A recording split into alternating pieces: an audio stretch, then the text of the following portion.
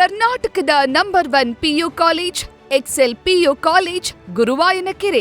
ಬೆಂಗಳೂರಿನ ರೀತಿಯಲ್ಲಿಯೇ ಮಂಡ್ಯದಲ್ಲೂ ಕೂಡ ಒಂದು ದರೋಡೆ ನಡೆದಿದೆ. ವೇಗವಾಗಿ ಹಣ ಸಂಪಾದನೆ ಮಾಡಬೇಕು ಅಂತ ಹೆದ್ದಾರಿ ರಾಬರಿಗೆ ಇಳಿದಿತ್ತು ಒಂದು ತಂಡ. ಬಾಡಿಗೆ ಪಡೆದ ಹೊರ ರಾಜ್ಯದ ಕಾರನ್ನು ಬಳಸಿ ದರೋಡೆಗೆ ಯತ್ನಿಸಿರುವಂಥದ್ದು. ಕೆಂಗೇರಿ ಬಳಿ ಬಸ್ಗಾಗಿ ಕಾಯ್ತಾ ನಿಂತವರನ್ನೇ ಈ ಗ್ಯಾಂಗ್ ಏನಿದೆ, ಈ ಟೀಮ್ ಏನಿದೆ, ಇವರು ಟಾರ್ಗೆಟ್ ಮಾಡ್ತಾ ಇದ್ದಿದ್ದಂಥದ್ದು.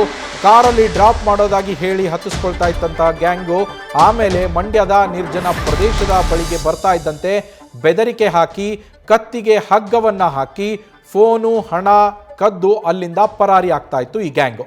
ಸದ್ಯ ತನಿಖೆಗೆ ಇಳಿದಂತಹ ಪೊಲೀಸರಿಗೆ ಈ ಗ್ಯಾಂಗ್ ಸಿಕ್ಕಿಬಿದ್ದಿದ್ದು, ಇದರಲ್ಲಿ ಇದ್ದವರು ವಿದ್ಯಾರ್ಥಿಗಳು ಅಂತ ತಿಳಿದು ಬಂದಿದೆ. ಈ ವಿದ್ಯಾರ್ಥಿಗಳು ದುಶ್ಚಟಗಳ ಹಿಂದೆ ಬಿದ್ದು ಇಂಜಿನಿಯರಿಂಗ್ ವಿದ್ಯಾರ್ಥಿಗಳು ಈ ಕೃತ್ಯವನ್ನು ಎಸಗಿರೋದು ತಿಳಿದು ಬಂದಿದೆ. ಈ ಬಗ್ಗೆ ಹೆಚ್ಚಿನ ಡೀಟೇಲ್ಸನ್ನು ನಮ್ಮ ಮಂಡ್ಯ ಪ್ರತಿನಿಧಿ ನಂದೀಶ್ ನೀಡ್ತಾ ಹೋಗ್ತಾರೆ. ನಂದೀಶ್, ಇವರು ಯಾವ ರೀತಿ ಪ್ಲಾನ್ ಮಾಡ್ತಾ ಇದ್ರು, ಯಾವ ರೀತಿ ದರೋಡೆ ಮಾಡ್ತಾ ಇದ್ರು, ಎಲ್ಲರೂ ಸ್ಟೂಡೆಂಟ್ಸ್ ಅಂತ ತಿಳಿದು ಬಂದಿದೆ.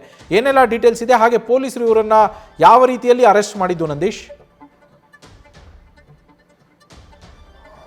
ಖಂಡಿತ ನವೀನ್, ಇದೇ ತಿಂಗಳ 4ನೇ ತಾರೀಕು ರಾತ್ರಿಯ ವೇಳೆ ಏನು ವಿರಾಜಪೇಟೆಯ ಅಬ್ದುಲ್ ಜಲೀಲ್ ಎಂಬಾತ ಬೆಂಗಳೂರಿನಿಂದ ವಿರಾಜಪೇಟೆಗೆ ಪ್ರಯಾಣವನ್ನು ಬೆಳೆಸ್ತಾ ಇರ್ತಾರೆ. ಅಂದರೆ ಬೆಂಗಳೂರಿನಲ್ಲಿ ಏನು ಕೆಂಗೇರಿಯ ಬಳಿ ಬಸ್ ಸ್ಟ್ಯಾಂಡ್ ಬಳಿ ನಿಂತಿದ್ದಂತಹ ಆ ಜಲೀಲ್ ರವರನ್ನ ಕಾರೊಂದು ಬರುತ್ತೆ. ಕಾರ್ ಬಂದ ಬಳಿಕ ನೀವು ಎಲ್ಲಿಗೆ ಹೋಗಬೇಕು ಅನ್ನೋ ನಿಟ್ಟಿನಲ್ಲಿ ಕೇಳ್ತಾರೆ. ಬಳಿಕ ನಾನು ವಿರಾಜಪೇಟೆಗೆ, ನಾವು ಕೂಡ ಅಲ್ಲೇ ಹೋಗ್ತಾ ಇದ್ದೀವಿ, ನಿಮಗೆ ಡ್ರಾಪನ್ನು ಕೊಡ್ತೀವಿ ಎಂಬ ನಿಟ್ಟಿನಲ್ಲಿ ಒಂದು ಮನವಿಯನ್ನು ಮಾಡ್ತಾರೆ. ಅದಾದ ಬಳಿಕ ಅವರ ಮಾತನ್ನು ನಂಬಿದಂತಹ ಜಲೀಲ್ ಆ ಒಂದು ಕಾರನ್ನು ಹತ್ಕೊಳ್ತಾರೆ. ಕಾರನ್ನು ಹತ್ಕೊಂಡು ಬಂದು ಮಂಡ್ಯ ಬಿಟ್ಟ ಬಳಿಕ ಆತನಿಗೆ ಎದರಿಸಿ ಆತನಿಂದ ಹಣವನ್ನು ಪೀಕಿರುವಂಥದ್ದು, ಅಂದರೆ ರಾಬರಿಯನ್ನು ಮಾಡಿರುವಂಥದ್ದು. ಅಂದರೆ ಡ್ರಾಪ್ ಕೊಡುವ ನೆಪದಲ್ಲಿ ಮೊದಲಿಗೆ ಕಾರನ್ನು ಹತ್ತಿಸ್ಕೊಳ್ತಾರೆ. ಅದಾದ ಬಳಿಕ ಯಾವಾಗ ಮಂಡ್ಯದ ತೂಬಿನಕೆರೆ ಬಳಿ ಬರ್ತಾರೆ, ಆ ಸಂದರ್ಭದಲ್ಲಿ ಹೈವೇಯಿಂದ ಸರ್ವಿಸ್ ರೋಡ್ಗೆ ಆ ಒಂದು ಕಾರನ್ನು ತಿರುಗಿಸ್ತಾರೆ. ಯಾಕೆ ಅಂತ ಕೇಳಿದ ಸಂದರ್ಭದಲ್ಲಿ ಇಲ್ಲಿ ಟೋಲನ್ನು ತಪ್ಪಿಸ್ಕೊಳ್ಬೇಕು ಅನ್ನೋ ನಿಟ್ಟಿನಲ್ಲಿ ಒಂದು ಮಾತನ್ನು ಕೊಡ್ತಾರೆ. ಅದಾದ ಬಳಿಕ ಆತನ ಬಳಿ ಇದ್ದಂಥ 4,000 ಹಣವನ್ನು ಕಿತ್ಕೊಳ್ತಾರೆ, ಮೊಬೈಲನ್ನು ಕಿತ್ಕೊಳ್ತಾರೆ. ಅಲ್ಲದೆ ಫೋನ್ ಪೇ ಮೂಲಕ ಒಂದಷ್ಟು ಆ್ಯಪ್ಗಳಿಗೆ ಏನು ಫೋನ್ ಪೇನಲ್ಲಿದ್ದಂತಹ ಹಣವೆಲ್ಲವನ್ನು ಕೂಡ